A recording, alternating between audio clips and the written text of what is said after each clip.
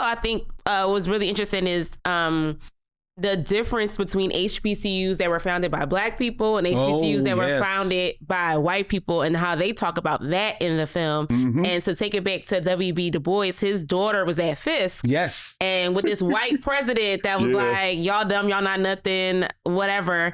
And she wrote home and told W.B. Du Bois what was going on at Fisk. Guess what? And Fisk, of course, because he's W.B. Du Bois, you bring him to speak at the school. And he basically dragged the whole administration and was like, get these white people up out of here. Well, I love the first line of his speech is, I have come here to criticize. And then he just goes to town. YUNKJunk! Hey, welcome to the Micheaux Mission. 2 men, 1 podcast, every Black film ever made. My name is Len, aka the Bat Tribble. And as always, I'm joined by my partner. Hey, this is Vincent Williams. Tonight, we are closing out September, which means it is our last edition of Doc to School. And boy, do we have a good one for you tonight as we are looking at the H in HBCUs with Tell Them We Are Rising, the story of Black universities and colleges, brought to you on the mission by our longtime dear friend of the Be Real Black Cinema Club, Stephanye Watts. Hey, y'all. Stephanye. How are you? I'm glad to be HBCU back. graduate herself. Period. Repping your colors? I have to. Yeah? Shout out to Clark Atlanta. Nice. And everybody else too, but specifically shout out to Clark Atlanta. Absolutely. Hey, you got your pride. That's right. Hold it down. Like my mom says, my child and my money I went know to that's Clark right. Atlanta University. I know that's right. And the money got to get there before the child. Listen, hello. Amen. Thank you for taking the time to join us, because when we reached out to you about joining us, the first thing you said is, I love documentaries. What? When? No, for real. That's my favorite genre of film. Really? Yeah. Nice. What's your favorite documentary? Oh, that's hard. We got to like break it down by like true crime or music, because I love so many. Ooh, well, I feel like right now, Tell Them We Are Rising is my favorite because I watch it so much because I'm just obnoxious about the HBCU experience. However, I loved the Nina Simone one because it like destroyed me. Oh, yeah. Like I didn't know a lot about her. And I was That's like, a good whoa. It's got some AUC family in the room. And I love, we'll focus on music because music is like my thing. Okay. I love Summer of Soul so much. Soul is good. Yeah. Watt Stacks, I love. Watt Stacks, lovely. A lot of people don't know about Watt Stacks, really. Crazy. That is so great. I love Watt Stacks. I love Aretha Franklin's Amazing Grace documentary. Oh my goodness. It was also very like haunting, a haunting watch. The Amy Winehouse one ruined my life. I was sad for like 2 weeks. I just love documentaries. I just like knowing things. I think because I grew up as somebody that watched entertainment TV all the time, and they always had these kind of behind the scenes or whatever. So that's always my thing. Plus, I'm just newsy. So I need to know stuff. Right. So I love docs. You can give me a doc anytime. All right. Well, you chose a good one. Exactly. For the mission tonight. So thank you so much. Thank you for having fun with us and joining us. And Stephanye is here because she also is our partner with the Be Real Micheaux screening series, which will be concluding for 2024 this October 23rd, as we will be screening Attack the Block. Yes, sir. At the Bryn Mawr Film Institute, Wednesday, October 23rd. Tickets are on sale right now at brynmarfilm.org. Did you say we conclude this season? That's right, this season. You know what? Because season implies. Yes, because now it can be told that the Be Real Micheaux screening series will be returning to the Bryn Mawr Film Institute in 2025. Yes, sir. As well. Crowd goes wild. The crowd goes wild. We were actually just meeting before we turned on the cameras, just going through and breaking down the whole full year calendar for 2025. We can't wait for you to for us to be able to announce it. We got to get in touch with our man Jacob and Bryn Mawr, make sure we dot the I's, cross the T's. But the Be Real Micheaux screening series returns in 2025 to Bryn Mawr Film Institute, and we are very, very excited for that. Very excited to stay in partnership with Stephanye. Thanks, y'all. I like working with y'all. Oh, good, because we have a couple of other opportunities coming up in 2025 too that we're gonna be running by Stephanie's. Then she down with that. And then I say I'm so tired. Now I'm like, oh, what? What else I got? Now I pitched that we just showed The Fish That Saves Pittsburgh, and they shot me down. But yeah, that's not happening. Yeah, you're welcome. Right. All right. Hey, we did The Last Dragon this year. Okay.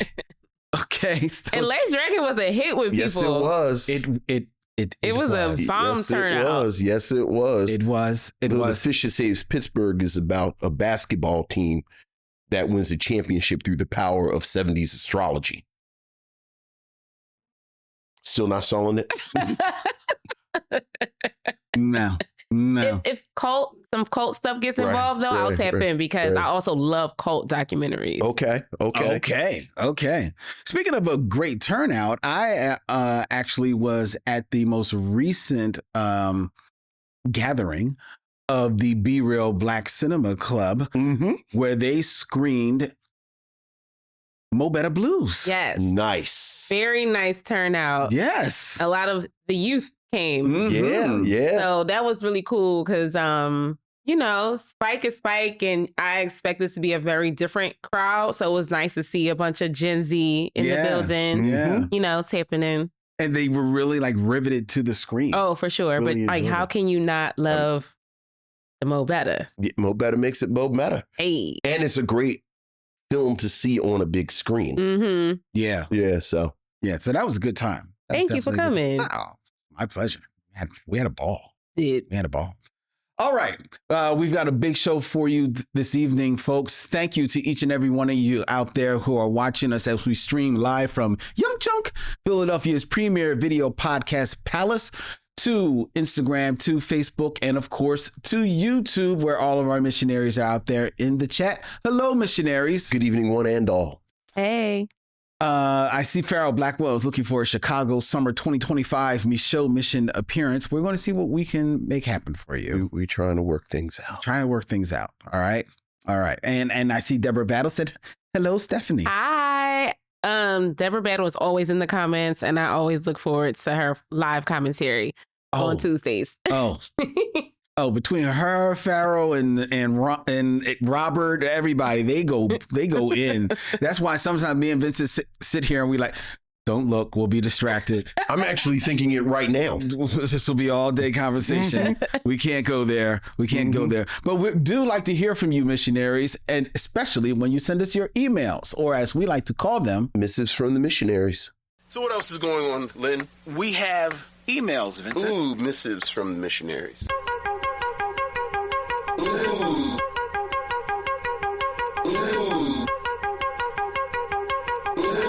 Missives from the Missionaries.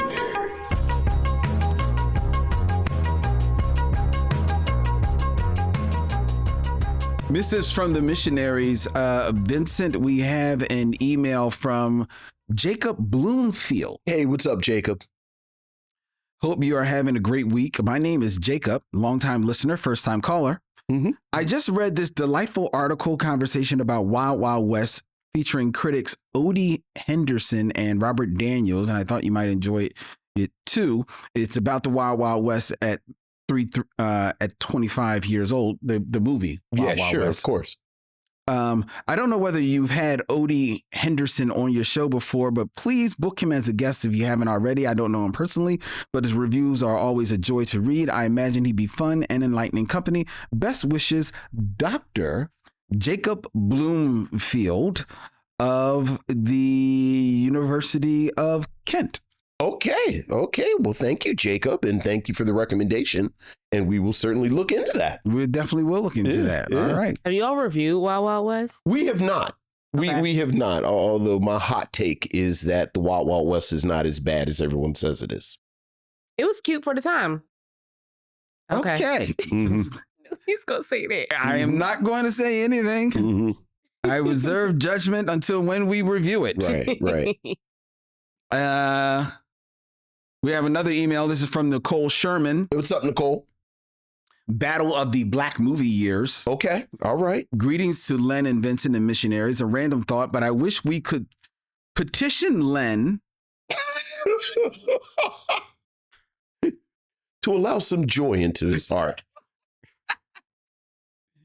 No, let's see. What? I'm always dubious when I see that. We read these live, so it's the first time seeing this. A random thought, but I wish we could petition Len to do voiceover work. Oh, okay. Be in his LeVar Burton / Morgan Freeman bag. Also, we should take time to appreciate Len's new glasses. Len the cool cat.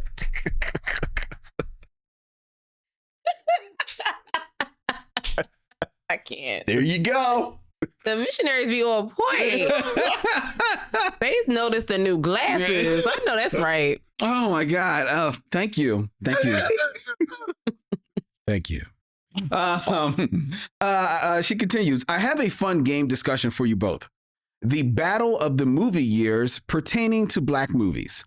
They are milestone years since we're in 2024. For starters, the years I chose are Black movies that came out in 1974 and 1989 versus 1984 and 1994. For Team A, 1974 and 89, it's Foxy Brown, Claudine, Do the Right Thing, and Lean on Me. Okay. For Team B, 84 and 94, we have A Soldier's Story, Beverly Hills Cop, Sugar Hill with Wesley Snipes, Yes, and Drop Squad. The criteria is how well the movies hold up, their impact, the quality of the film, and overall enjoyment. I will leave you guys to discuss, and may the best team win. Love the show as always, from a fellow missionary, Nicole. That was good. that's a good. This is a good matchup. So y'all could do a whole episode on that, honestly. Yeah. Okay. This might be a new segment going forward. Because I like this. All right. So 74 and 89, you got Foxy Brown, Claudine, Do the Right Thing, and Lean on Me. Well, Do the Right Thing. Jesus, I mean, like, great on a curve like a hell. Right.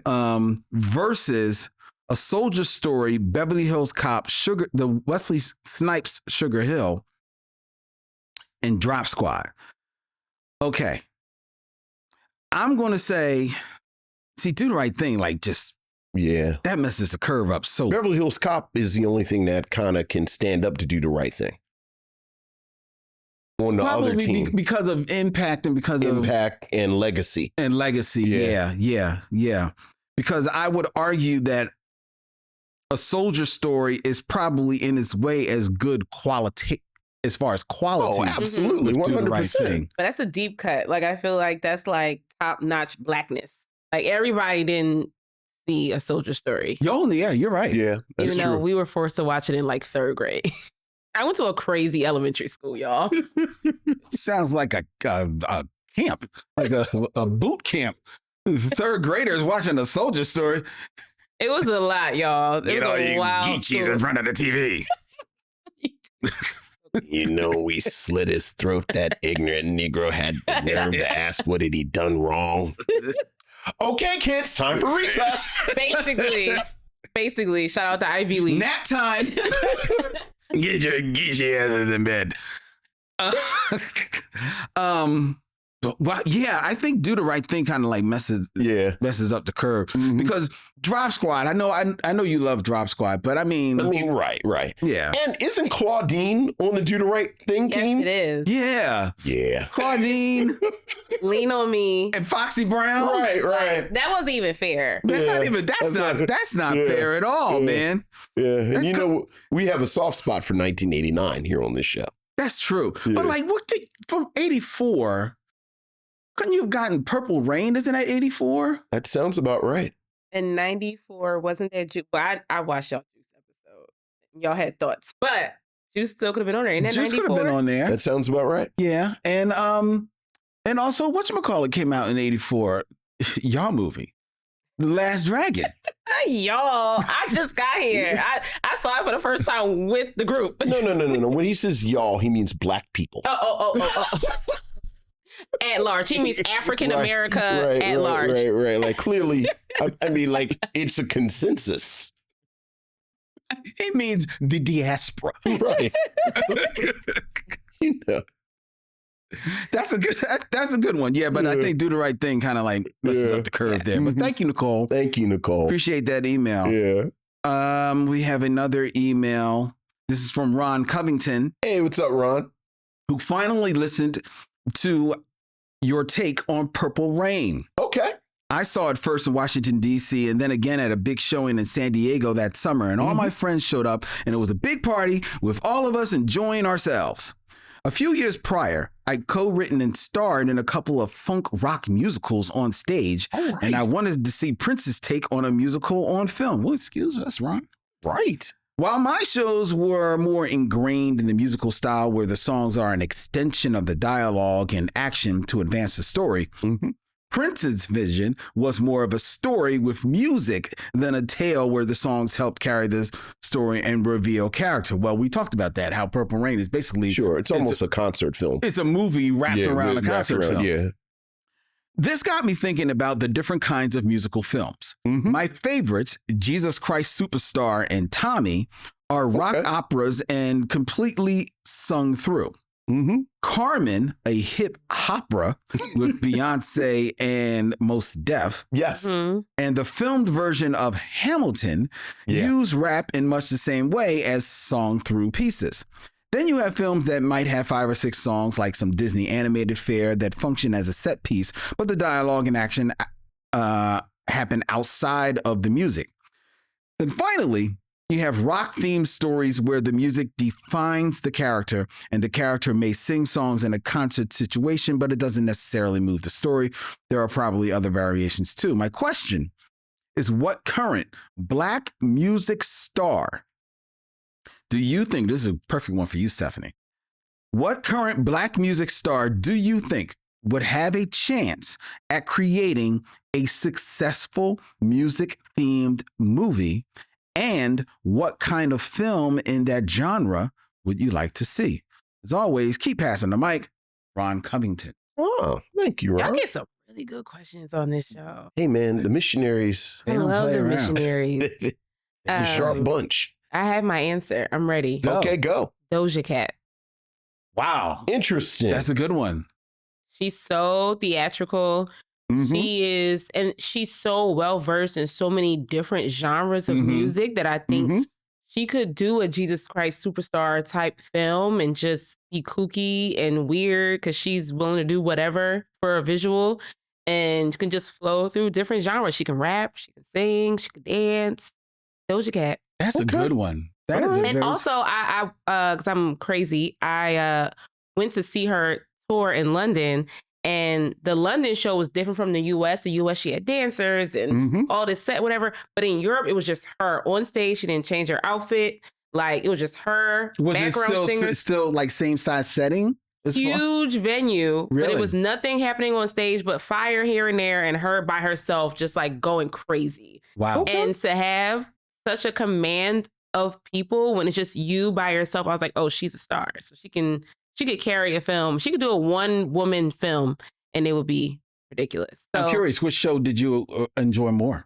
I didn't see in real life the US. I watched on YouTube. Okay. But my friends went to both and they said the Europe was better because it was literally just her. Right. And you're just focusing on her. Yeah. Yeah. Right. And there was like no, you know how when you go to a concert, they have things on the screen and it's like smoke and all that. It was just her. Yeah. Going nuts in a huge stadium. Like imagine like one person at the Wells Fargo.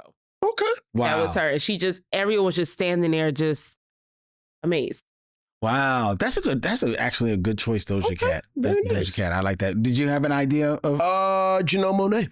Oh yeah, Janelle That's would be a good one. Something Janelle trippy Monáe, as well. She could do like a Alice in Wonderland. Much like you said, very theatrical, very much has this visual language that she leans into. She can sing. And then spoiler, she's a good actress. Mm-hmm. So that's a good one. Mm-hmm.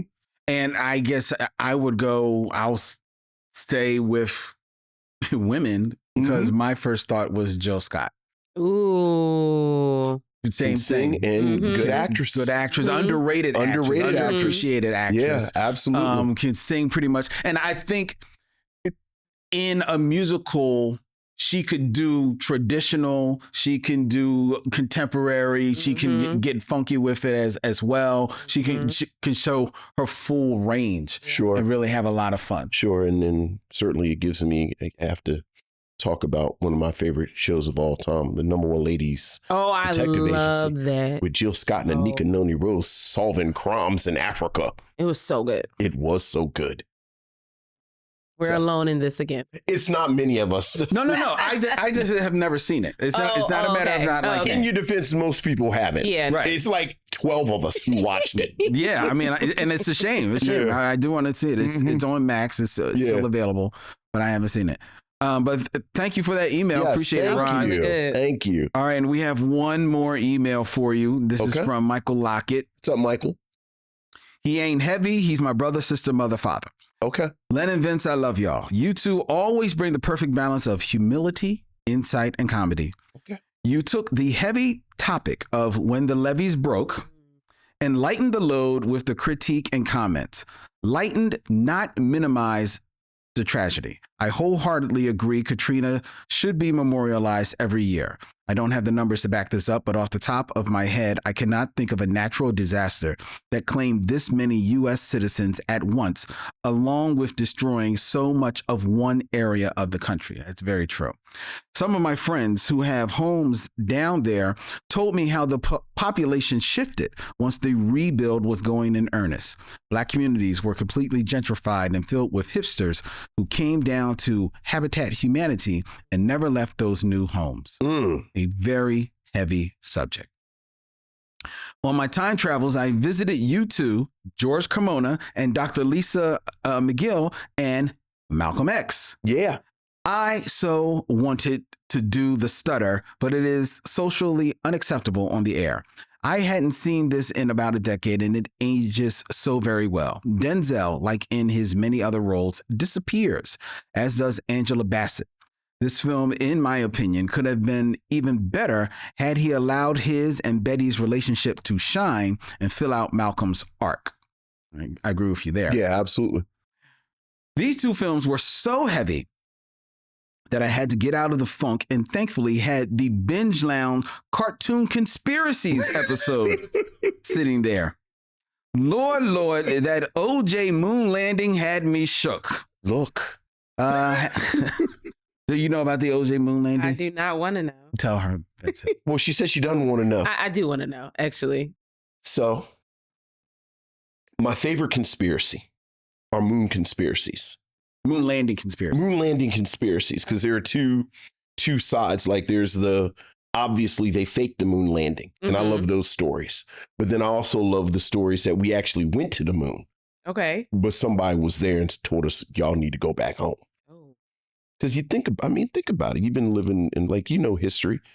When's the last time we went and explored somewhere and then didn't keep going back? Right. This is true. Why ain't we been back to the moon? This is true. Anyway, my favorite conspiracy is that O.J. Simpson, who you may or may not know, was in a film called Capricorn 1. Have you heard of Capricorn 1? No, I haven't. Capricorn 1 was a film in the 70s that was about a faked Mars landing. Mm-hmm. Okay. O.J. Simpson plays one of the astronauts because he was America's favorite black man in 1970, right behind Bill Cosby. Sidebar, America is really bad at picking their favorite black man. Well. Yes. They sidestep Sidney Poitier. Right. This is our favorite black man. We're not picking no more favorite black man until Puffy. Right, exactly. Anyway, the conspiracy is one of the consultants on Capricorn 1 was, of course, from NASA. Okay. Because OJ is America's favorite white man, the consultant told OJ, this movie is based on what we really did with the moon landing. we faked the moon landing. And because I trust you, here's all the paperwork. This is the thing that can expose all of it. All I ask is that you don't expose it until after I die, because I don't want to, power to be. And then the dude died. And before OJ could expose it, they framed him for the murders. Oh, that's deep. Somebody dig It's OJ actually up so we can it's really... actually not that deep. It helps if you've been drinking fairly heavily. In it's Wings. because y'all really went into it. Right. Wild. But also they talk about the moon landing in Summer of Soul documentary. Yes, they do. Yes, yes, they do. Yes, they do. Michael continues. Have either of you checked out the Future Quest, Johnny Quest comics, or the Space Ghost comics? Space Ghost is dark and brutal. There's a reason he's feared. I have checked out the Future Quest. Wait, that's a deep cut. That's a deep cut for comic book lovers. Right? It's a very, very deep cut. I love those Future Quest comics. But not too deep because we both have them. It's just going from Katrina to comics for me. It took a very hard pivot. Look, I was ready to talk about that episode because it was so good. Oh, thank you. You can't eat before you come on the show because you got to keep, on your toes. Yeah, keep it light. Quick, we'll get to your comment about the episode. Yes. But he has a quick question. Okay. Since you mentioned revamping Super Stretch and Micro Woman, who would you guys want to cast for the voiceover work for Super Stretch and Micro Woman? I remember Super Stretch. You do? Yeah, it's like, and it was like a toy too, like in the 80s. You think about Stretch Armstrong. Oh, Super Stretch and Micro Woman was actually a 70s cartoon. It was actually part of an anthology series. That was a decade before me. I'm an 80s baby. I know I look young, y'all, but they were the first Black cartoon superheroes. Oh. Yes. And they were a married couple, and he could stretch and she could shrink down. Oh, The Super Stretch and Micro Woman. Mm-hmm. You know who I would cast to do the voiceover work if we were doing a revamp? Who? I would cast Lakeith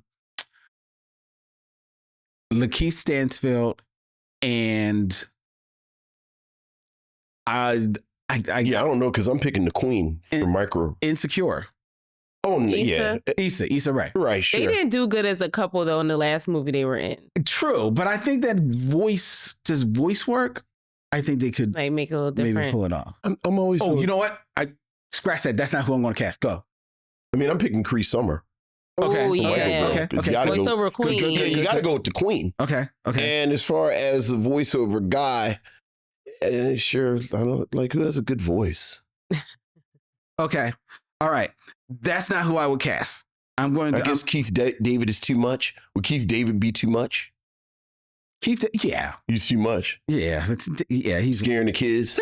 Of course, there's a kid here who was watching A Soldier Story in the 3rd grade. Not for out recess. Of my own pleasure. This was forced upon me by my teachers. You know who I wanted to look it up to make sure I got their names. Dion Cole and Gabrielle Dennis. Oh, that's a good choice because they've got great chemistry. They got great chemistry on the Old Spice commercials. Yeah, they do. And I would love to see I would have them do the voice. Yeah. Okay. All right. There you go. All right. Let's make that happen. Let's make it happen. All right. So thank you for that email, Michael. Appreciate that. And we appreciate all your emails, ladies and gentlemen. If you want to send your emails to us, want to hear your emails read, email us at micheauxmission@gmail.com. That's MICHEAUXMISSION@gmail.com.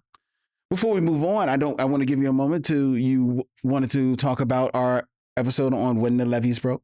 Yeah, I mean, I love all y'all's episodes. If I can't watch in real time, I do go back. And I also subscribe to the podcast. So when I can't sit and watch, I just listen at work. Oh. And I don't know, I just felt like the same thing that Michael said in his emails, like the care that y'all really put into that episode was really felt. And I remember that time because it was my junior or senior year of college. And so my best friend from high school was going to Xavier. And she had gone home I forgot why she came home, but it was there's no going back to school for you. And I'm going to school with a lot of people from New Orleans. So it was kind of are Are y'all going to be able to come back to school? What does that even look like? And then when folks from New Orleans were essentially bused to Atlanta, they were staying like in our off-campus dorms. So it was like you're hearing these stories of people talking about what happened during, the storm. And these are people are now like your neighbors, or you know what I'm saying? So you're seeing you're interacting with them. So it was like Katrina kind of was like permeated my life in 3 different ways. And just the care around the episode. And it was I could feel the rage.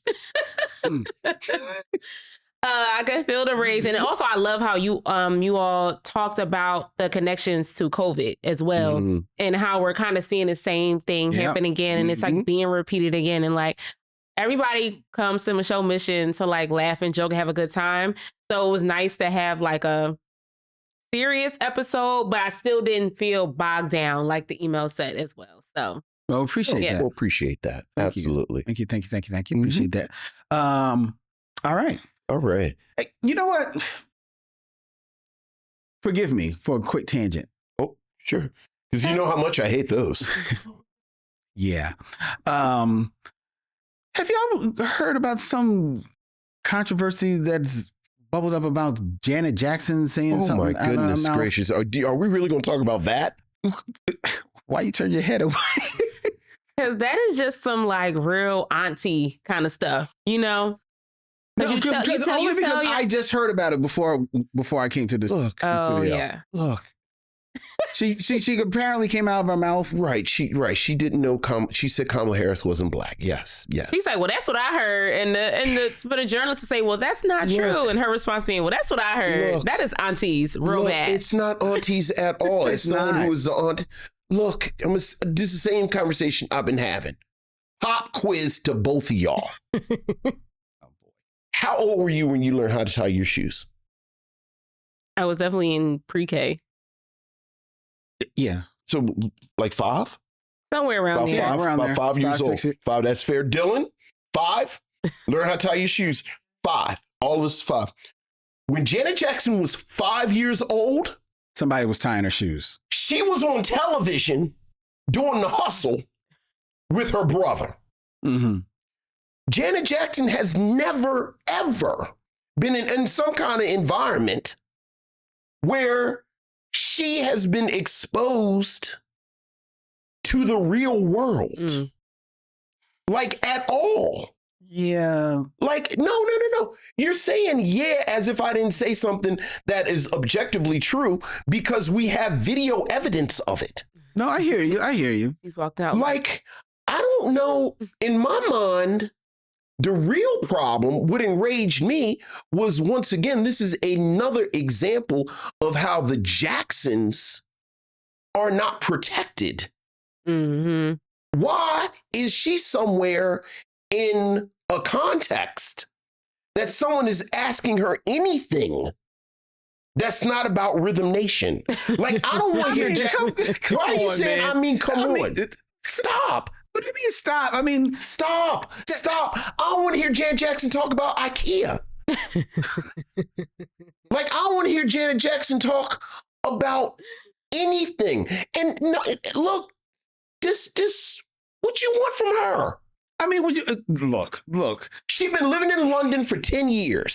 She's been Janet Jackson her whole life. Again, when you learn how to tie your shoes, she was doing the hustle on television.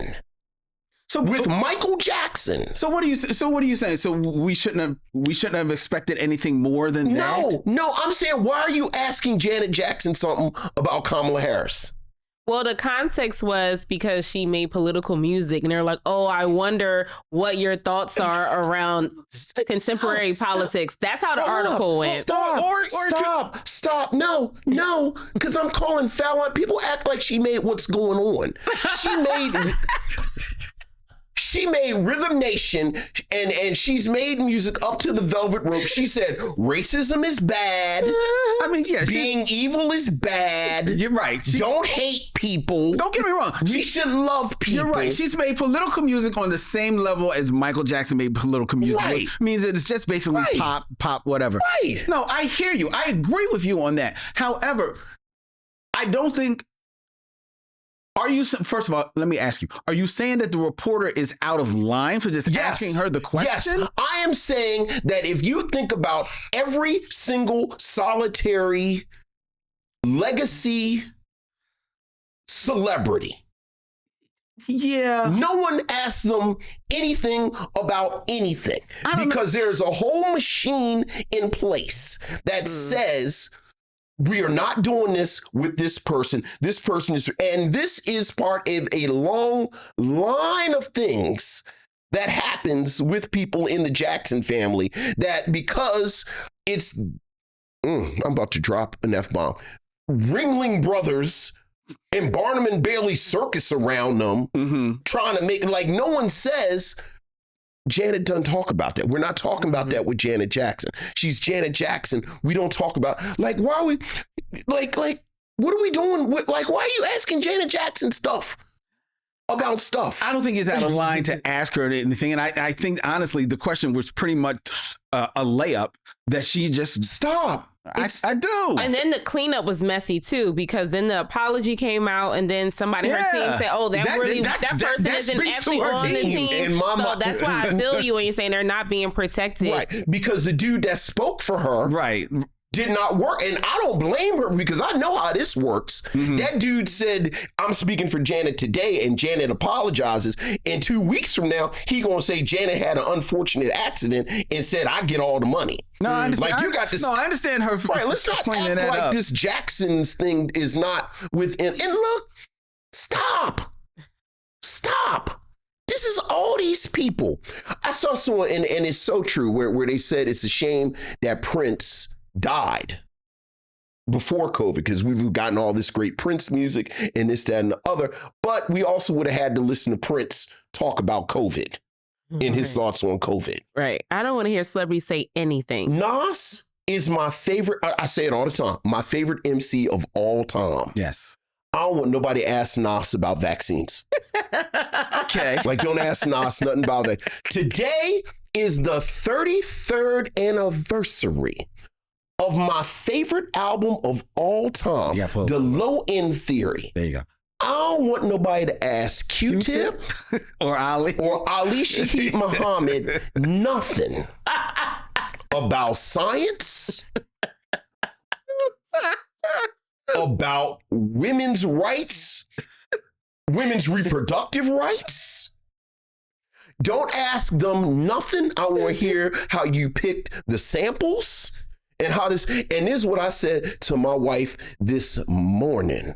My fervent prayer is that nobody goes to the small English village where my queen is sitting in the kitchen eating beans on toast in a flannel shirt. I don't want nobody to ask Helen Sade Adu nothing. Don't ask her nothing. Not a thing. Let her sit in her cottage. The beans or the toast, okay? Quietly.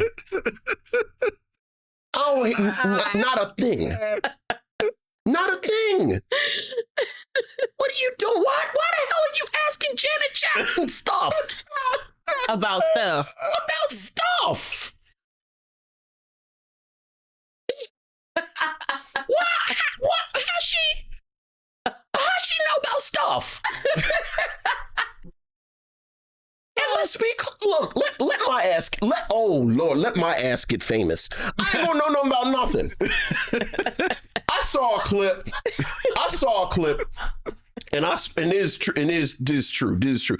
I saw a clip. Chris Rock had just gotten famous, so it was after Bring the Pain, and Chris Rock was on Oprah.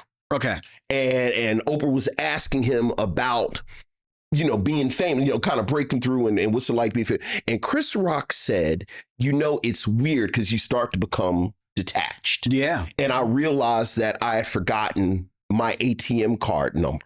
And Oprah Winfrey had a look on her face where I bet my left arm, she did not know what an ATM machine was. Like, Chris Rock was talking about an ATM machine, and she didn't know what an ATM machine was. Like, Eddie Murphy, they asked him about something. He talked about being in the house and the computer was making some kind of noise. And Eddie Murphy said, I just pulled the plug out the wall because I know it runs on electricity, but I don't really understand. Why are you asking Janet Jackson about stuff? Y'all got anything to add? No. Thank you. Janet Jackson, what do you think about? Her ass has lived in London for 10 years. You was learning how to tie your shoes. She was reading lines to be Penny. Asking Janet Jackson, who the hell, where are your people? Where are Janet Jackson's Well, people? her people is Randy. Yeah, Randy. Right. I mean, well, okay. Right there. That does give you a window into That's the brain trust. Shout out to Randy. Hey, man, Randy and the Gypsies was not a bad album. And I'd love to talk to Randy about Randy and the Gypsies. That's about it. And I want to talk about playing the bongos with the Jacksons. He was playing the bongos. Hey, Randy, let's talk about the bongos. Let's talk let's talk about. Hey, Randy, I'm thinking about going to Sweet Green and getting a salad. You want to get a salad from Sweet Green? What should I get on my salad from Sweet Green, Randy? Why you? No. Dylan, make a note. I need a t-shirt that says, hey, Randy, let's talk about the bongos. I ain't asking some damn Janet Jackson about. Asking Janet Jackson about anything. Let that woman be an icon and live in her world. Like, she's an icon. We love Janet Jackson. Like, again, I'm angry that nobody swooped down and protected Janet. And said, no, we're not doing that. What does Marie Osmond think about politics lately? I don't know. You know why? Because the Osmonds locked that shit down. Uh-huh. We make $30,000 off of that one bad apple streams. We're going to keep that $30,000. Oingo Boingo. Anybody know what Oingo Boingo thinks about the election? How about Tears for Fears? Tears for Fears, have we heard from Tears for Fears? Asking some damn Janet Jackson some questions about Kamala Harris. Let that woman live her life. Well, mail-in ballots, sign-ups are here, everybody. So make sure you vote. Hey. November 5th. Uh-huh. Yes. I'm sure Adam Ann has thoughts. And now it's time for the top 5. Top 5. Who's your top 5?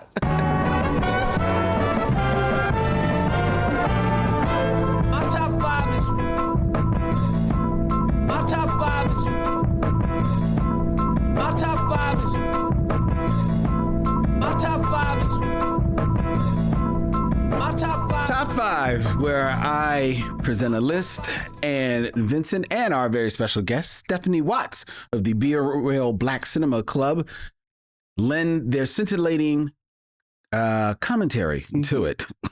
And the commentary has been off the hook so far.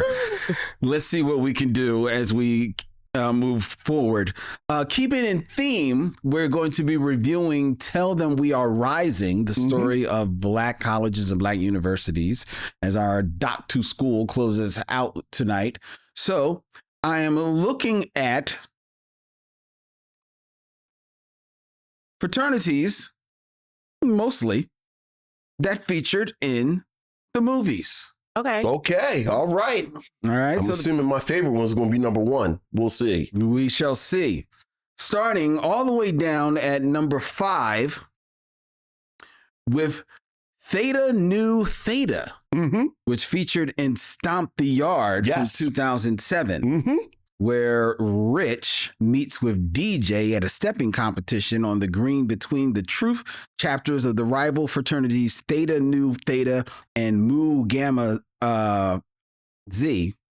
The Mu Gamma crew, 7-time national stepping champions, easily steals the show until DJ runs right through that step line in an attempt to speak to April, the other side of the room. Sure. Stomp the Yard. Surprisingly entertaining. You say that all the time about I do. Something Yard is iconic personally because they shot that at Clark Atlanta. Yes, they did. Yeah. And my freshman dorm window faces the field. So I see my window every time I watch the movie, even though I came the year after they shot it. But I still feel like, I'm in the window waving. Also, like, because Darren Henson plays the evil fraternity guy. Oh yeah, and he's like 42 years old, right? and the guy from Love Jones is also on the line, isn't he? What's his name? Oh, I can't. But grab it's his funny. name. But it's also like you're very grown. It's also accurate. Like, it's always that real old dude. This is true. Who just has not non-traditional student. Right. We used to call them super seniors. Yeah, seniors. Super seniors. Super seniors.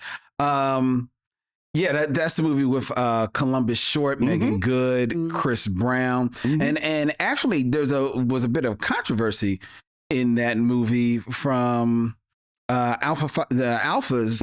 Actually, threatened to boycott the film because some of there was footage. Yeah, that's right. Stepping that's that right. was used. That was not clear. Yeah, that was not clear. Yeah, but they ultimately got it straightened out. So there you go. Okay. All right, that was number 5. Number 5. Number 4, as we move along here, from 2003, Lambda Epsilon Omega, the fraternity from Old School. Okay. Yeah, oh yeah. From 2003. This movie might well have been how the frat pack got its name. The 2003 follows 3 30-somethings attempting to regain their lost youth by starting a fraternity that anyone can join, up to and including 90-year-old men. Yeah, Blue. Yeah, Blue. Old School was also the first film. Blue. You're my boy. You're my boy, Blue. You're my boy, Blue. That's right. Old School was also the first film to show the comic potential of Vince Vaughn, Luke Wilson, and Will Ferrell in lead roles in the same movie. It also featured one Snoop Dogg. Yeah. Caused a bit of controversy. He caused chaos on the set because he arrived several hours late with his entourage. Him and his crew spent hours smoking, of course, and inviting extras into their trailer, which caused further delays and potentially compromising the safety of a few young female extras. Sure. On the set. And the director got too high to function and had to be replaced. With Will Ferrell ending up getting drunk while waiting on Snoop Dogg. Frank the Tank. Oh my God. It tastes so good when it touches my lips. Yeah, we're going streaking. We're going to the KFC. That is a movie that love that. Does not disappoint. Love that damn Old School. Yes. Were you a fan of Old School? I mean, I love Will Ferrell and I love the Wilsons. And she just said, "You're my boy, Blue." There you go. You're my boy, Blue. All right, number 3. This may be a controversial selection for number 3. Okay. Delta Tau Chai from Animal House.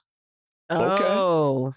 The godfather of college movies, Animal House still hasn't been beaten for the way it's inspired different generations to chant, Toga, Toga. Yeah. The classic National Lampoon comedy pretty much invented the much common frat movie characters, the crusty dean, the snobby upper-class rival house, and of course, the hard-drinking, hard-partying fraternity.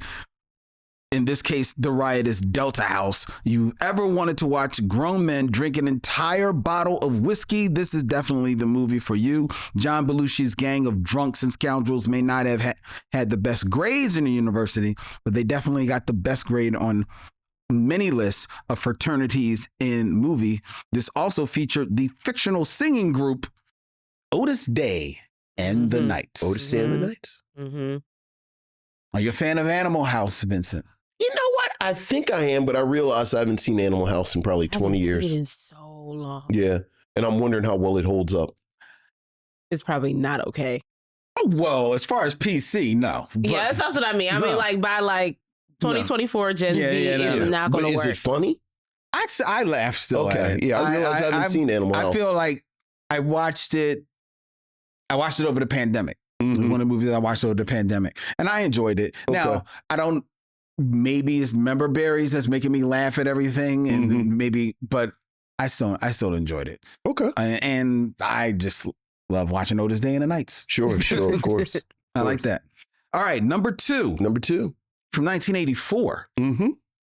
Perhaps, possibly the best frat name of all time. Okay. Lambda, Lambda, Lambda. Lambda, Lambda, Lambda. From Revenge of the Nerds. Yeah. How could we not give credit to the historically black fraternity? Yeah. That gave a couple of nerds their own chapter. Yeah, it's a solid plot point. That's right. Yeah. This classic 1984 teen comedy showed that superior intelligence could be applied to panty raids and seducing cheerleaders. The premise, a gang of awkward, rejected students decide to start their own fraternity house and take revenge on the jock rivals. Have you seen on like TNT a million years ago? Oh, you haven't so seen it. I gotta like really see it. You've gotta really see and it. Speaking of things that don't age, seducing is doing a lot of work in that sense. Okay, yes. It's not, that's a movie that really... Revenge of the Nerds is like, oh, it's hijinks. Oh my God, I think they just raped her. Yeah. Hijinks. Yeah, it doesn't age well. Right. Ugh. Maybe we should bump it down. Well, you know what? But it's like, to Vince's point, it is a solid plot point that it is a black fraternity, that it's inclusive enough to allow them to open up that And chapter. I've never seen a movie that talks about the differences between white fraternity and black fraternity life. Yeah. Right? It just has a rape in the middle of it. It's That's like, what the hell? I mean, okay, but I mean, look, that happens. There are movies that don't age well. Right. I'm looking right at you, Sweet 16. Sweet 16. You know what sweet I was looking at. With Sweet 16 with not Tiffany, Molly Ringwald. Yeah. Oh, I love that movie. Oh. Yeah. You see, when we watch things in real time or close to real time that they came out, it doesn't feel as terrible. But then when you watch it now, you're kind of like, oh. This is why nobody watches Pepe Le Pew cartoons anymore. Yeah. Number one. Dark Time. And I'm sure Vincent... I will flip everything over in here if it's not G5G. The Black and Silver. Gamma Phi Gamma. There it is. Spike Lee's second feature film, School Days from 1988. There it is. Musical about race and identity in the black college community. Oh, and it's also a comedy about fraternity and sorority pledges with their military discipline, uniforms, and even coordinated dance moves. Oh, yeah. The G5G House, led by Breaking Bad's Giancarlo Esposito. Big Brother Almighty. Almighty. Are tough, but also slightly camp. But it's a musical. You expect that. Just don't tell that to their faces. Memorable moments from this movie include the Straight and Nappy song, which was controversially accused of promoting racial stereotypes and got the director banned from filming at several black colleges. That's right. The finished cut of the movie also included an actual unscripted fight that was filmed happening on set between cast members. Most real life frats probably don't see that much action.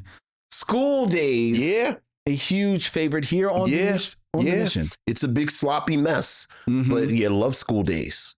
School Days. The most iconic scene, which is very end, Wake Up, that is also Clark Atlanta University. I was about to say, I thought they finished filming it when they got kicked off of Morehouse's campus. Yeah. Well, there's controversy with that because Spike always be talking Morehouse, but he took all of his film classes at Clark Atlanta University because Morehouse does not have radio, TV, film, major equipment, nothing. So was he enrolled at Morehouse? Sure. But everything he learned, everything he knows is from Clark Atlanta University. All right. Well, he needs to big them up. Yeah, somebody needs to check him check. Yes. Rep your school. Just saying. I don't like to look at the screen, but Miss McKee would just say the great, you talk more shit than a little bit. Back to Africa. We are all, without question, African Americans. I'm from Detroit, Motown. You back there, you can Watusi your monkey ass back to Mother Africa. It's the way he say Africa that kills me every time. They're already talking about Breaking Bad. Come on, man. Giancarlo Esposito been doing that work. Oh, yeah, he has. Absolutely. He ate that. Jane, this was the final test. You failed. You don't see Julian. You've been blinded by the black and silver. All you see is Big Brother Almighty. And looking parts. He said, what? You boned my frat brother? Oh. Classic. There's actually a clip of Jasmine Guy like talking about the Gamma Ray episode that's been floating around Instagram lately. That was just so cute. She's like, get it, Tisha. Get it, Tisha. Oh. All right. Well, that has been the top 5. Yeah. Thank you so much. Thank you for playing. Thanks for playing along. And now it's time for the Game of Kings. That's right. The smallest fraternity in the world. Just us. 6 Degrees of D'Urville Martin.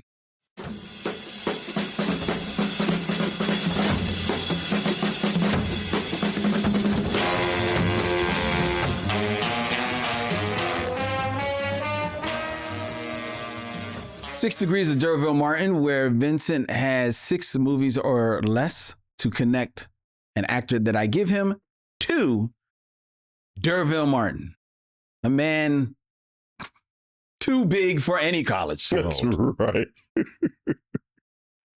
All right, Vincent, we're going to keep this in theme. Okay, keep it in theme. These are 2 actors that have attended HBCUs. Okay, all right. Beginning with number 1 in 6 films or less. Okay. Connect D'Urville Martin to Erykah Badu. Erykah Badu. Okay. So Erykah Badu is in... Who attended Grambling University, even though she did not graduate. Sure. So what was Erykah Badu in?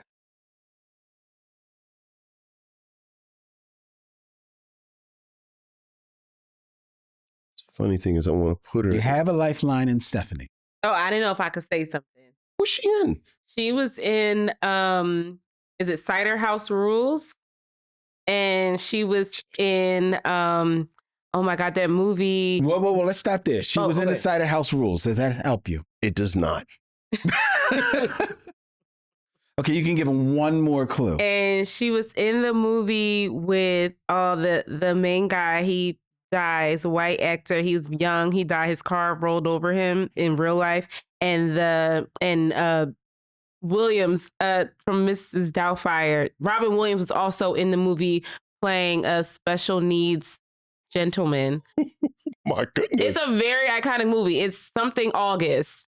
And she was this woman that lived in the prison, but she would like the kid would talk to her all the time. You're not talking about Paul Walker, are you? No, not Paul Walker. It was a guy younger than Paul Walker. The film you're referencing, I don't see anything August on her filmography.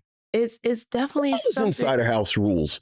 That's one of those movies that people used to talk about and everyone loved it, but then no one talks about it anymore. It's not something August. Cider House Rules is the movie that made Tobey Maguire a star. Also in there are... I mean, I get used to Tobey Maguire, but I'm going to do the Marvel mash. Anybody else in there more interesting than Tobey Maguire?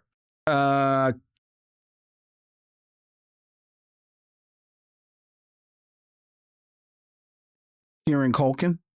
No, but I'll do Tobey Maguire, but I'll, because we just talked about it, because... how about this? Because you don't want to do the Marvel thing. No, I'm not going to do the Marvel thing. Okay, but I'm going to give you another name. All right, who? Michael Caine.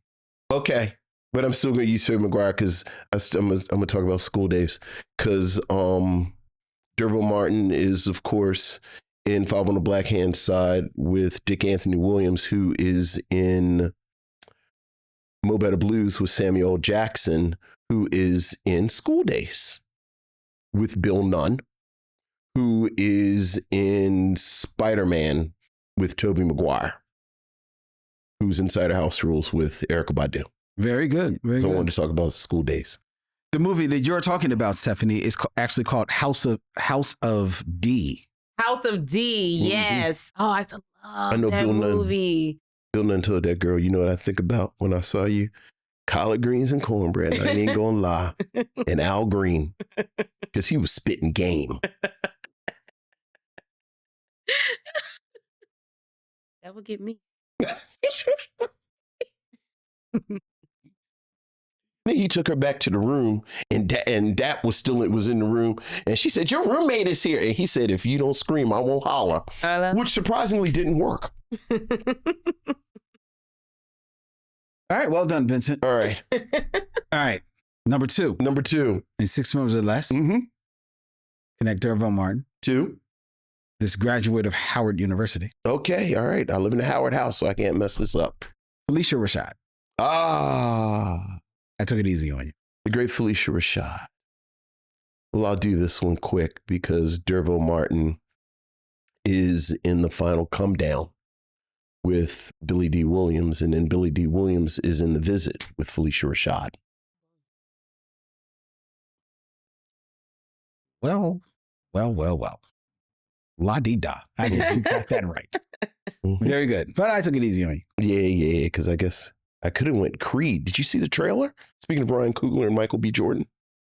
What? Did you see the trailer for Not Blade? It's called Sinners. Yeah. No, I didn't watch it yet, though. I haven't seen the trailer. Is this a Michael B. Jordan movie? It's the Michael B. Jordan, Ryan Coogler vampire movie. Does it look good? Yeah, the trailer is, you know, it has been a real joy watching Ryan Coogler grow as a filmmaker. And, you know, it's just a trailer, but you can tell this is Ryan Coogler after Black Panther, after Wakanda, like this, like you can tell he's a filmmaker that is very assured with a lot of tools. Okay. Like it looks like a big movie. Okay. With a whole lot of Black people. Is it a period piece? It's a period piece. Whoa, when's it set? When's it set? You know, the 20s, 30s, you know, it's Black people. So set back in. Right, it's Black people with apple hats. Suspenders. Now this tweet I saw makes sense. Somebody said, I know Jonathan Majors is watching his trailer sick at home. I know. And I was, what are they talking about? Right, because it's 100% something he wants to be in. It's like made for him. Right. Oh, like man. he was like, I can't believe they're wearing knickers. Oh, man. Now I really want to see it. Yeah. You know, I love a period piece. Man. Yeah. Yeah, the Sinners. I'm going to go watch that trailer when I go home. Yeah. Well, maybe we just stop the show real quick. No, we got to review a movie. Oh. Yeah. Oh, yeah. Okay. All right. Well, on that note, Joe Orlando's in it too. Oh, man. Yes. I didn't see him in the trailer, but I know he's in the movie. Man, now I really want to see the movie. All right. Why we got to do this? All right. It's our whole shtick. Oh, well, Stephanie's here. All right. We're going to review a movie now. No, it's time for us to review Tell Them We Are Rising here on the Micheaux Mission. The history of Black colleges and universities in America, which has educated the architects of freedom movements and cultivated leaders in every field. Tell Them We Are Rising, the story of historically Black colleges and universities, is a documentary that up for review tonight, directed by Marco Williams and the great Stanley Nelson Jr. And it was our guest, Stephanye Watts of the Be Real Black Cinema Club's selection for this, our final stop of Doc to School in September. Stephanie, what say you of Tell Them We Are Rising? It's the best documentary. Well, actually, the only documentary I've ever seen about HBCUs, and it's so well done because it tracks from the founding, which I don't want y'all to fight in the comments, but we're going to say that Cheney is the first HBCU, 1837. But some people like to tussle, so I didn't go there. I'm mind my business. Through the 90s, which was like seen as kind of like the peak of HBCUs, even though I feel like we're having a renaissance right now. But yeah, and it just really connects the dots. And it, I think for a lot of people in contemporary times, they see HBCUs as like just some place to hang out. they see it as like, oh, they're party schools, or everybody that goes there is bougie or whatever. And I think the film really talks about, as the log line or whatever says, that like HBCU alumni are really the architects of like African America in so many ways. Like, you're going to find alum in everything that you do. So there was this controversy online around Kamala saying, well, HBCU don't do nothing for Black people. And I'm like, HBCU alum are your teachers, they your social workers, they are your doctors, your nurses, So it's like every faction of Black life in this country is touched by HBCUs. And yeah, I don't know. I'm proud to be part of that legacy. Both my parents was at HBCUs. All of my cousins, we all went to HBCUs. I was at Clark. My 3 boy cousins were at Morehouse. We're all the same age, so we started together and sort of ended together. That's how it happens. All my inner circle of friends from high school went to HBCUs. The friends that I made in New York, like my inner circle of friends, they all went to HBCUs. So, I just was like, let's do it. And also, homecoming season is around the corner. So right. October is homecoming season. So I just thought it would be really good to talk about this film. So I'm curious, because this the documentary definitely does dig deep into the history of not only just the history of the colleges and universities themselves, but actually the history of the thirst for knowledge and education of Black people, as they are quote unquote Americanized, and I'm curious of how much of that history, which I will say this documentary tells with some absolutely beautiful, breathtaking archival footage. There it is. Of photos of the freed Black people, people just thirsty for knowledge, reading books, how much of that is a part of the experience of going to an HBCU?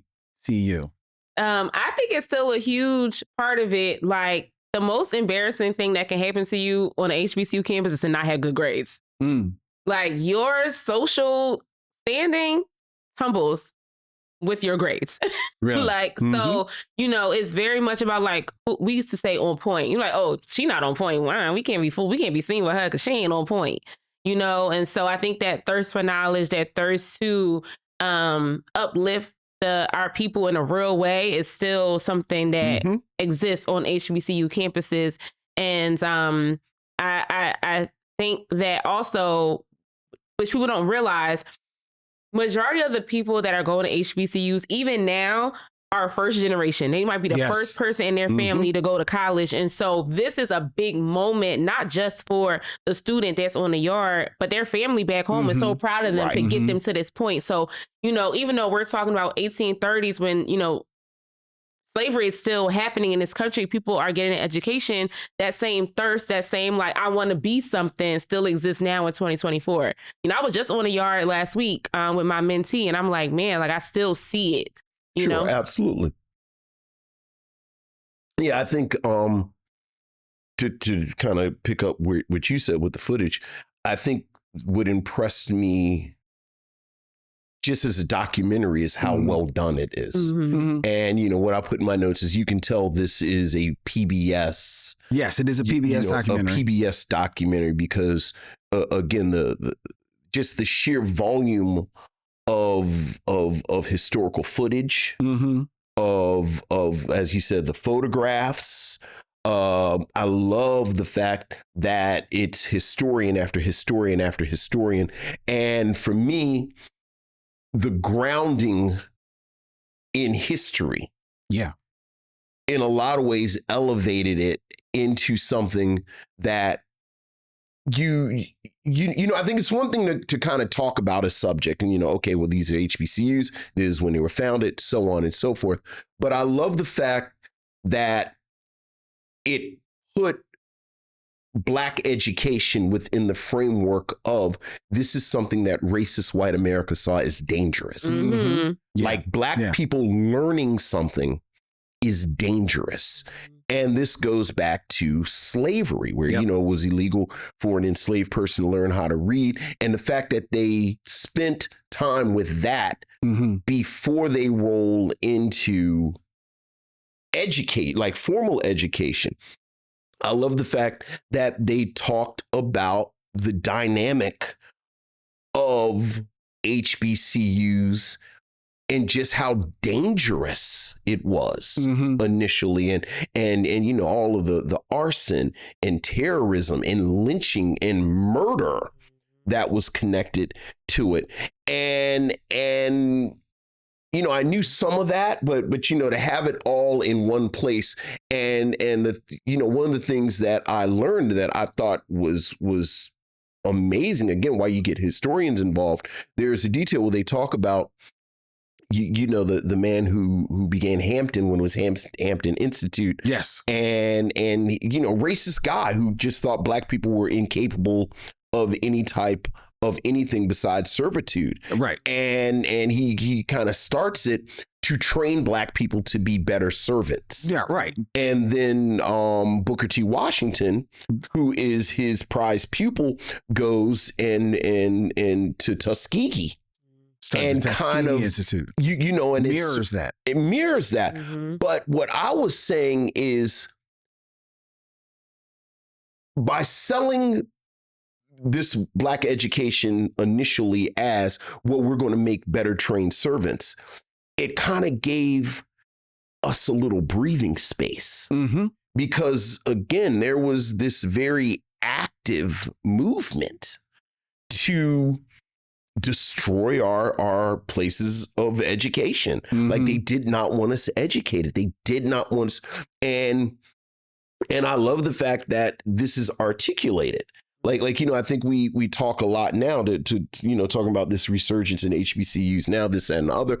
But I think we have a lot of conversation about Black people receiving education, and it's and the type of quality of education we receive, and how open we are to education, and what happens with our kids, and you know, going into college. But it's still a lot of like it really is very American, to be resistant to Black education, which means that Black education is intrinsically radical. And I love that part of it. Like, I think this was a celebration of Black schools, as well it should have been. I think it was an acknowledgement of the resilience and everything, and certainly just learning in and of itself is a beautiful thing. But I love the fact that it is very well articulated throughout this, that Black learning is dangerous. Yeah. And that was my favorite part, along with, again, just that the level of quality with the footage and everything. It's interesting you brought up about Booker T. Washington.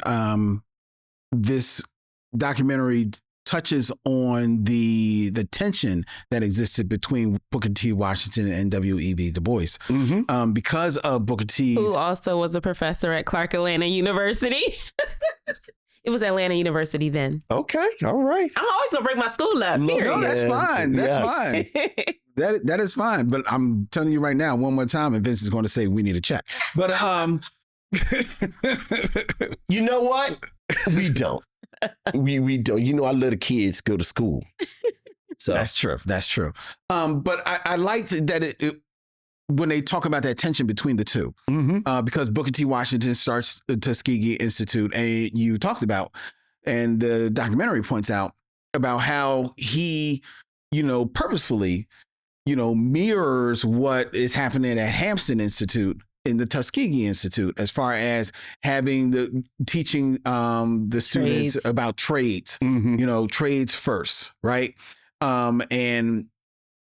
And that's how he's even marketing the Tuskegee Institute, and the tension that W.E. Du Bois and other people at that time had with that, because it's like, no, we need to aspire to, you know, higher forms of education so that we can actually be the doctors and the people that calls the shots, right?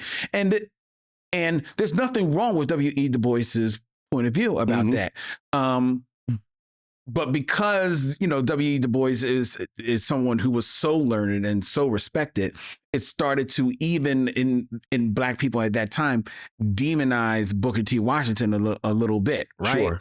And it was interesting, just on Black History Year, the show I do with Push Black, we had a guest on there, Marlon Ross, and he was talking about how Booker T. Washington actually, on the low, was all about what everything that W.E. Du Bois was putting out.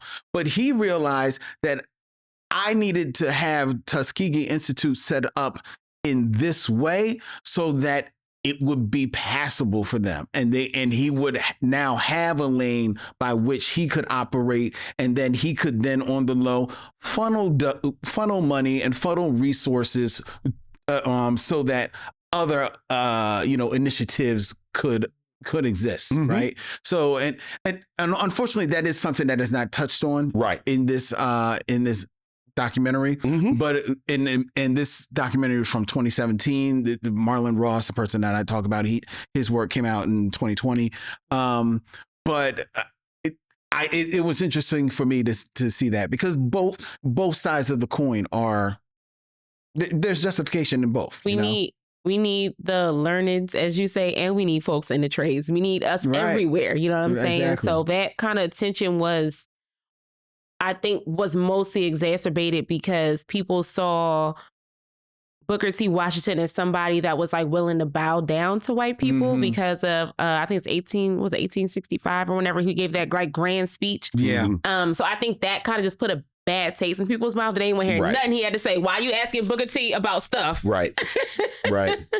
But also I think what was really interesting is the difference between HBCUs that were founded by Black people and HBCUs that were founded by white people, and how they talk about that in the film. And to take it back to W.B. Du Bois, his daughter was at Fisk. Yes. And with this white president that was like, y'all dumb, y'all not nothing, whatever.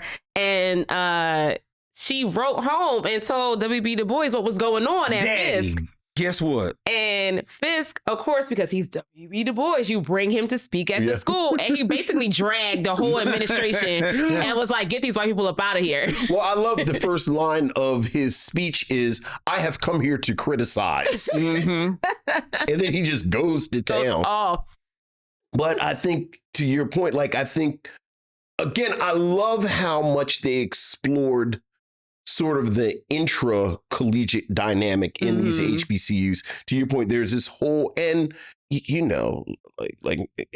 see it now when you see, the tensions between alumni and the board and the student body and this, that, and the other, where it's almost like you teach these kids to be smart and independent.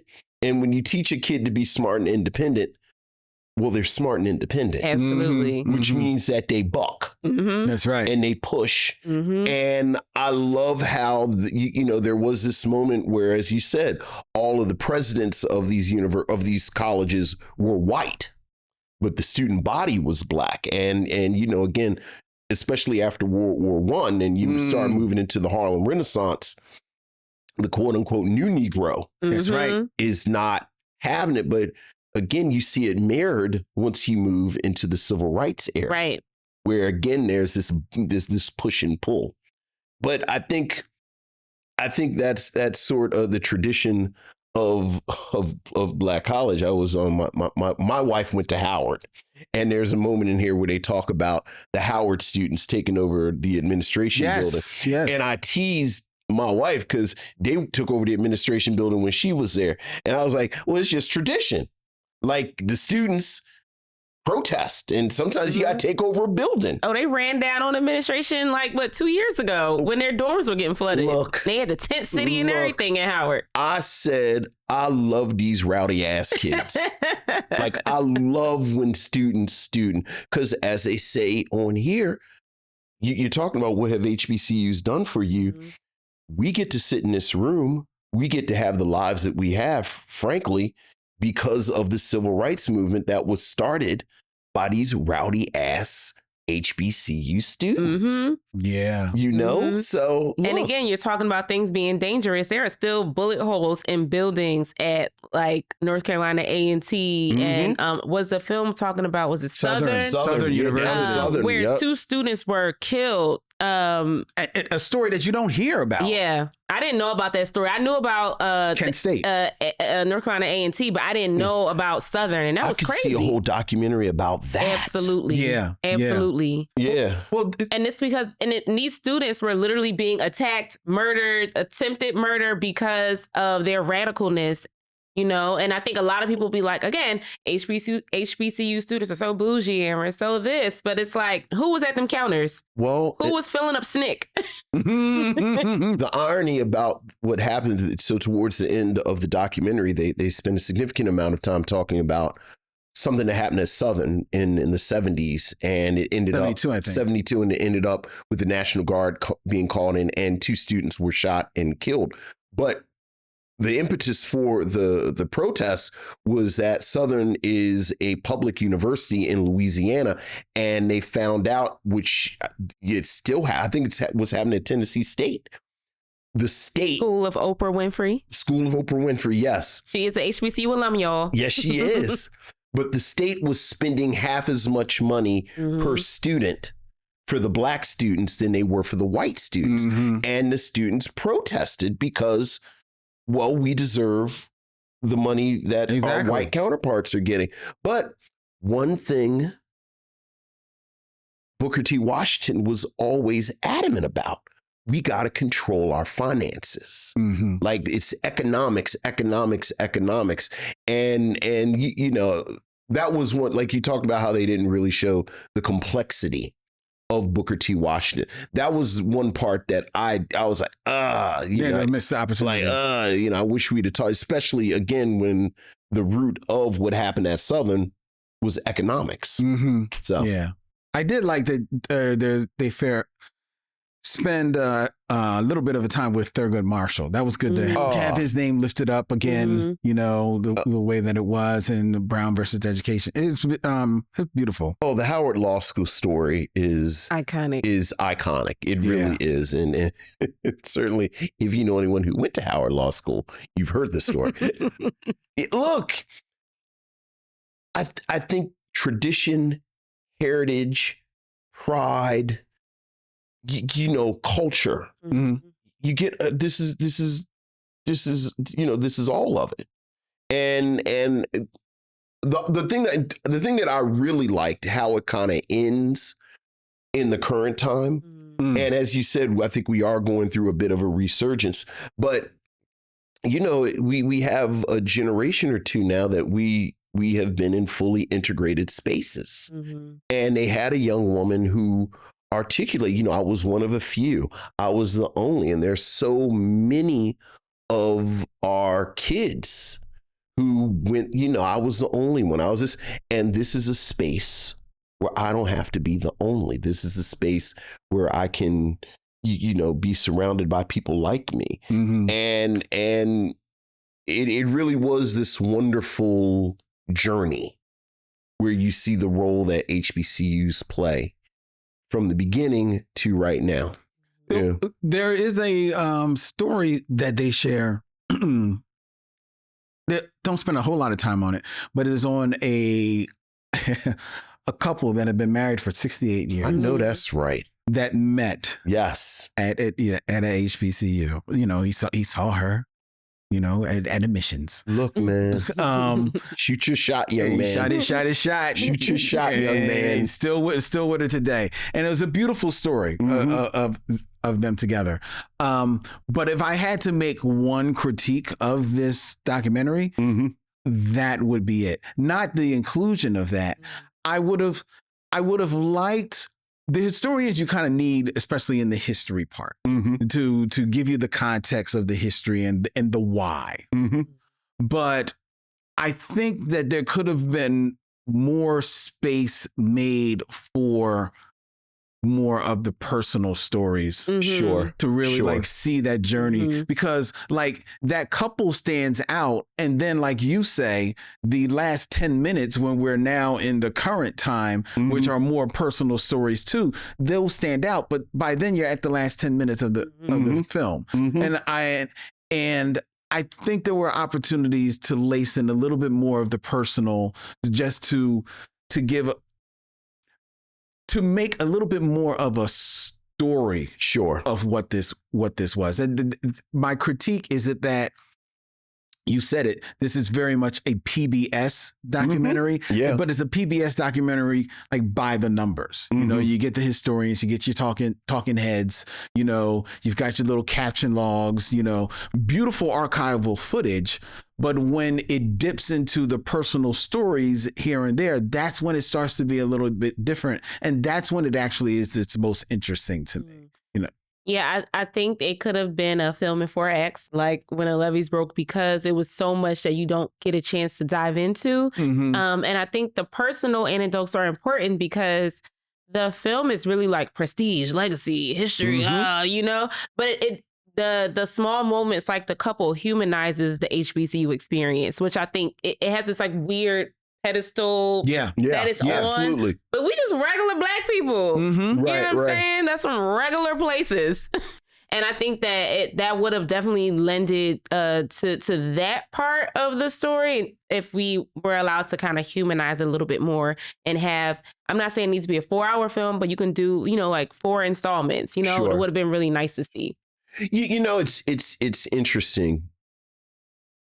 To your point, you get the sense that this is, as you said, it's got a sheen to it, you know, and it really is. We are going to present this information in such a way to let you know, you know, the development of the HBCU, its historical standing. So, you know, again, it's historian, and then you get a split second with this couple.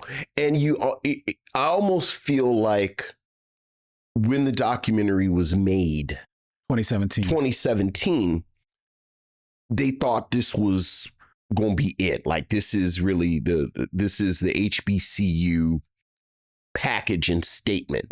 And you know, I think we're living in this moment, frankly, this kind of post Kamala Harris moment where HBCUs are really on this big stage where, you know, really since, frankly, the Cosby Show and Different World, this is probably the most spotlight that HBCUs have gotten on a national stage. I'll be honest, I would love for them to see them touch on that a little bit. What Different World? Yeah. Well, you know, again, that's sort of pop culture. But how that did start a renaissance. Yeah, it definitely did. Enrollment shot up. But again, I think they thought, okay, we're going to make the PBS almost, you know, it's like a post Ken Burns. The Ken Burns. Right, it's the Ken Burns package. And this is the one we're going to get because, frankly, I don't know if we're going to be able to get funding to do another HBCU documentary. Yeah. So we got to make this prestige. And you know, I think going forward, I think there'll be more you know, again, I would love to do a documentary just on Southern. And what happened? Like I had never heard about that. No, I didn't know that had happened at all. And you know, it's an amazing. So, it's funny talking about When the Levees Broke. And one of the things that blew my mind is all the people that participated. They have the governor, the guy who was governor at the time, and he is unapologetic. Oh, absolutely. He don't give two. Is crazy to me. Yeah. That is a moment that stands out. It just makes you want more, right? It makes you want the oral history. Well, I wanted to know that president of Southern who sold them out. Is he alive? Yeah. When did he die? What were the repercussions of this?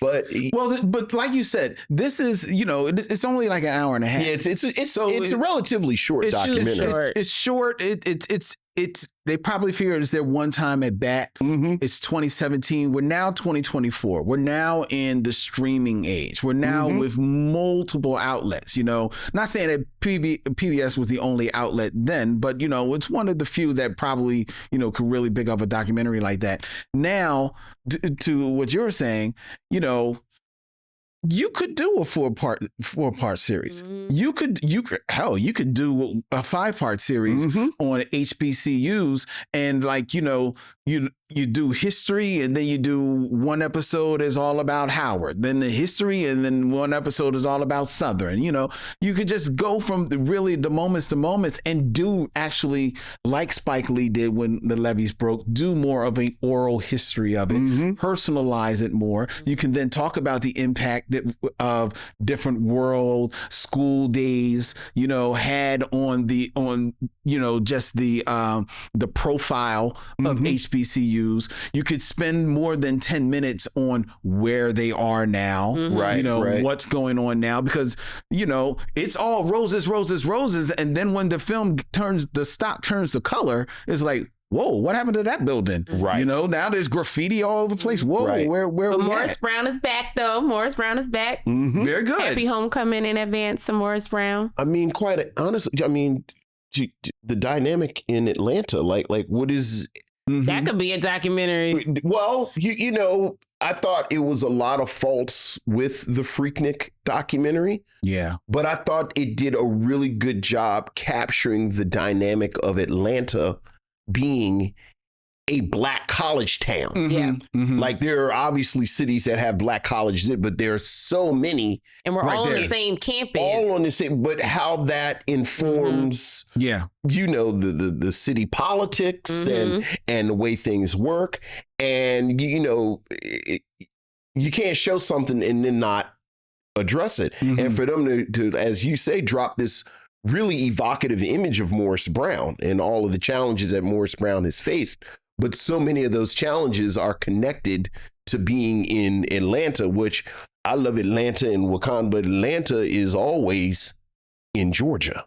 And, we talk about what happened with Southern, but it's a lot that goes with being a school in the state of Georgia. Right. And it's a Morris Brown is black founded HBCU. So there's that other layer of bias against it.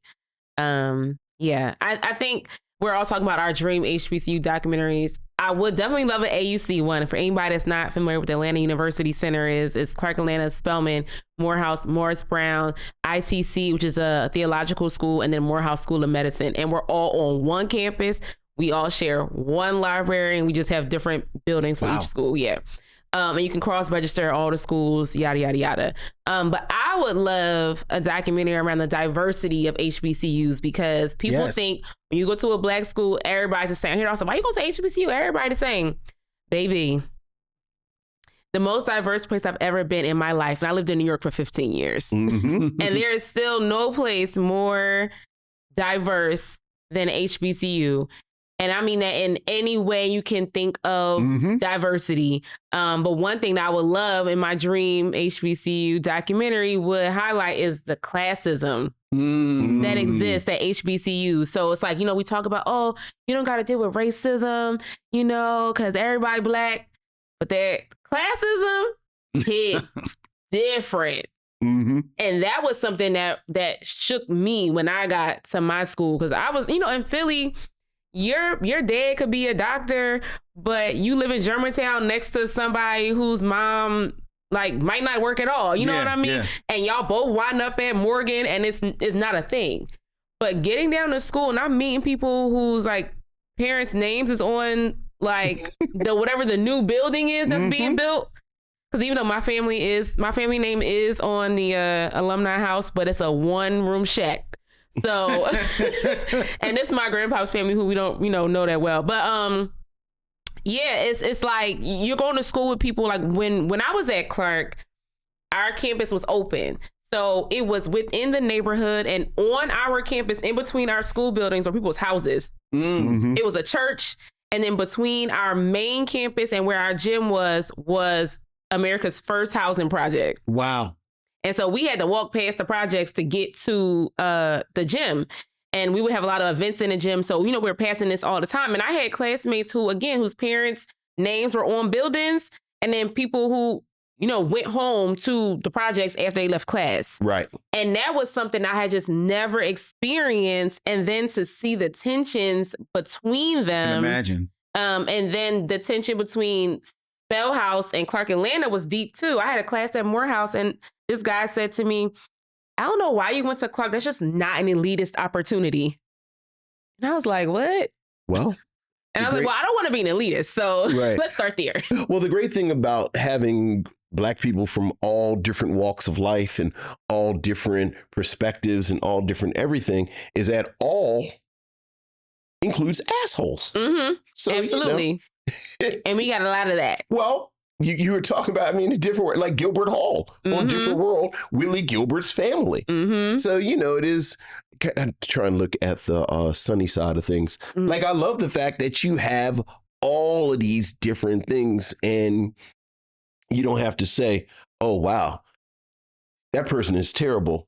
That means Black people are terrible. Mm-hmm. It's like, well, no, that person is terrible. Right. Mm-hmm. And then you can kind of go and do your thing. Yeah. But you got it all there. Mm-hmm. With all that being said, would you, Stephanie, recommend that people watch Tell Them We Are Rising? I force this film on everybody. And every time I watch it, I cry at the same exact part. So, yes. Which part? Is it when the Kendrick comes on? Not. Listen, it's like the first 10 minutes when they're talking and they said, oh, well, we're writing these letters to people in the North about, these HBCUs. And they said, well, what do you want people in the North to know about what we're doing down here? Yeah. And this young boy who goes on to be a president of HBCU later in his life, he says, tell them we are rising. Tell them we are rising. I'm like crying all over again. That part just takes me out because like I told everybody on Instagram I was gonna cry. It just takes me out because it's just like, you got to think about, these are people who were like literally enslaved just like 2 years ago. Right. Some people. Mm-hmm. Yeah. Yeah. You know what I'm saying? Where like reading literally would get you killed and now you're in college. Tell them we are rising. Like, oh my God, that takes me out. Every time. Vincent? I would as well. Look, I think education is the most powerful weapon on earth. Like God knows I love a good book. God knows we just talk about different things and this, that, and other. But let's be clear. I am Black. And when you Black, you look, keep your blade sharp. Keep your blade sharp and keep your head on the swivel. And I honestly do believe there's nothing more powerful than education. And while, got to do the disclaimers, of course, I'm a huge proponent for formal education. I think any education that a Black person can get can be weaponized, and it needs to be weaponized. And again, as much as this documentary does have that PBS Ken Burns sheen to it, it's not blood. Like again, I love the fact that they foreground this reading of Black education. That, I'm not doing this to get a job. I'm not doing this to philosophize and think about things, something real abstract. This is the nicest way to say it is, this is a tool. It is utilitarian. But the way what we're really saying is this is a weapon. And in a moment where generally we are living in this anti-intellectual space, just as Americans, like this is, it's this really weird moment where people are boast about not knowing things, are happy to not know, right? Which is confusing, I think, just generally. But as a Black person, I find it reckless, yes, and dangerous. I think this documentary is amazingly instructive. Perhaps your third grade class, they should show this. Yeah. Instead of swap out instead of Soldier Story. Listen, pretty much everybody that went to that school went to HBCUs. So. I guess they did. They want Sergeant Waters to slit their throat. I didn't even tell y'all in 4th grade they were showing us Emmett Till's body. That's a whole other thing. Miss PA, I'll never forget that teacher. I was like, girl, what is happening? Then they took us to Great Blacks and Wax Museum, had us in that slave ship. It was a lot. Oh my God.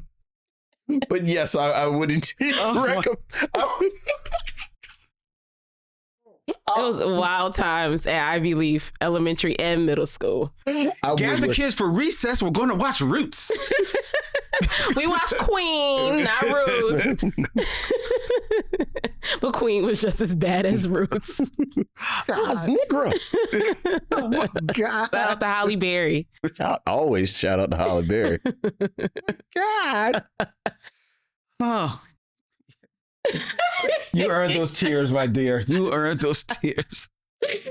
But I will make it 3 for 3. Definitely recommend that you watch Tell Them We Are Rising, the story of Black colleges and universities. It is must see viewing.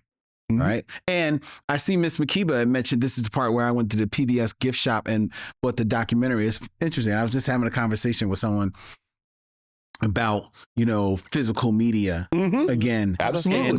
And wanting to, like be a little bit more intentional in rebuilding my DVD collection. Mm-hmm.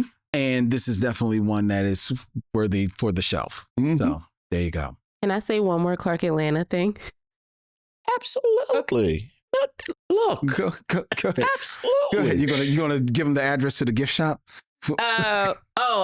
Listen, our school store is popping. They had a little denim, little crop top I need to get for it homecoming. Anyway, the other thing I wanted to say and like why I got so emotional is because I just also think about the people who came before me who walked through these same rooms as me, and I just get very overwhelmed because it's like, wow, I'm connected to this legacy of people.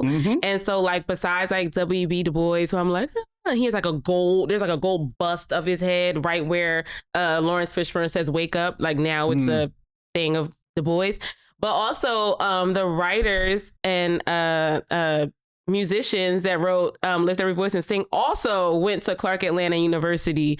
So even when we sing that song, I just be bawling my eyes out. Everyone's like, girl, what's wrong with you? But it's like, yo, like I'm connected to the people that wrote that song. And I think that's what it is about HBCUs. It's of course the education, but also the family that you're now like kind of connected to and you're a part of, that you can always lean on. It will always support you. So yes, my Clark Atlanta fact is James Weldon Johnson and his brother wrote Lift Every Voice and Sing and are graduates of Clark Atlanta University. There you go. All right.